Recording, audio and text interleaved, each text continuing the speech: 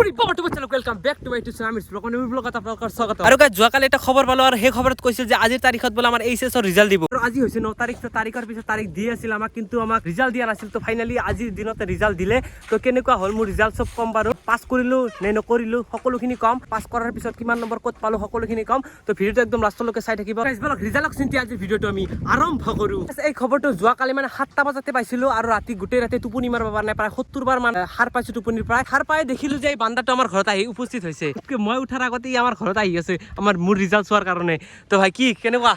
guys বহুত বেছি ভয় লাগি আছে কি বা হয় ৰিজাল্ট গম নাপাওঁ আৰু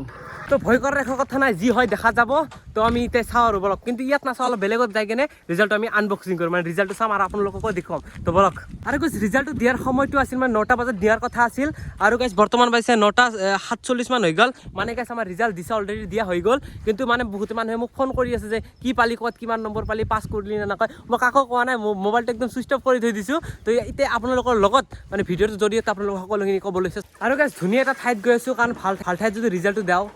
ৰিজাল্টটো ভালো হ'ব পাৰে কি ঠিক আছে তো যাই আছোঁ এটা মজাৰ ঠাইত তাৰ পৰাই ৰিজাল্টটো আপোনালোকক দেখুৱাম তো বলক আৰু গাইজ ফাইনেলি সেই লোকেশ্যনটো আহি পালোঁ আৰু সেই লোকেশ্যনটো আপোনালোকক দেখুৱাই আছোঁ location this is a location যিটোৰ কথা মই ইমান টাইমৰ পৰা কৈ আছিলোঁ আৰু ইয়াতে মানে আমাৰ ৰিজাল্ট আমি অপেনিং কৰিম তো আপোনালোকে চাই থাকক চলো ভাই লওক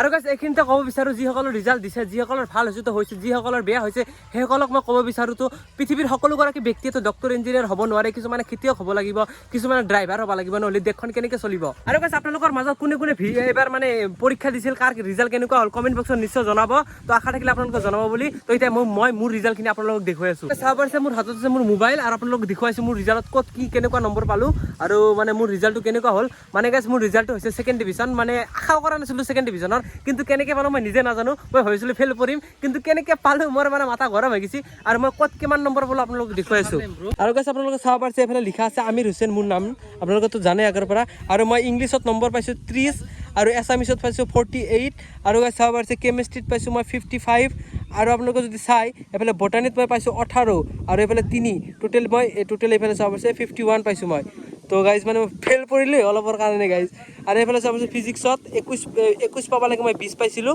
কিন্তু মোক গ্ৰেছ মাৰ্ক 1 ধৰি দিলে আৰু মই টোটেল পালোঁ প্ৰেক্টিকেল হেতি 48 মানে মেথছত পাইছোঁ মই 26 তো মানে ৰিজাল্টটো সিমান বেছি ভাল হোৱা নাই কিন্তু তথাপিও আপোনালোকক দেখুৱালোঁ মানে বহুত মানে আশাও কৰা নাছিলোঁ যে মই পাছ কৰিম বুলি তো যিসকলৰ বেয়া হৈছে সেইসকলে মন মাৰি নাথাকিব আৰু গাইজ মই হাজোৰ ৰামানুজন জুনিয়ৰ কলেজৰ পৰা পৰীক্ষা দিছিলোঁ আৰু মই ছায়েন্স ষ্ট্ৰীম লৈ কিনে পঢ়িছিলোঁ কিন্তু ছায়েন্সত পঢ়িলে যেনেকুৱা সহজত মানে ফাৰ্ষ্ট ডিভিজন পাব পাৰি মানে ফাৰ্ষ্ট ডিভিজন পোৱাটো যেনেকুৱা সহজ তেনেকুৱা কঠিন সেইখিনিতে গাইজ মইতো পৰীক্ষা দিছিলোঁ মোৰ লগত এইফালে চানিদুল আছে আৰু এইফালে আমাৰ মুফাজুল আছে যাক আমি আজমল বুলি চিনি পাওঁ আৰু ইহঁতে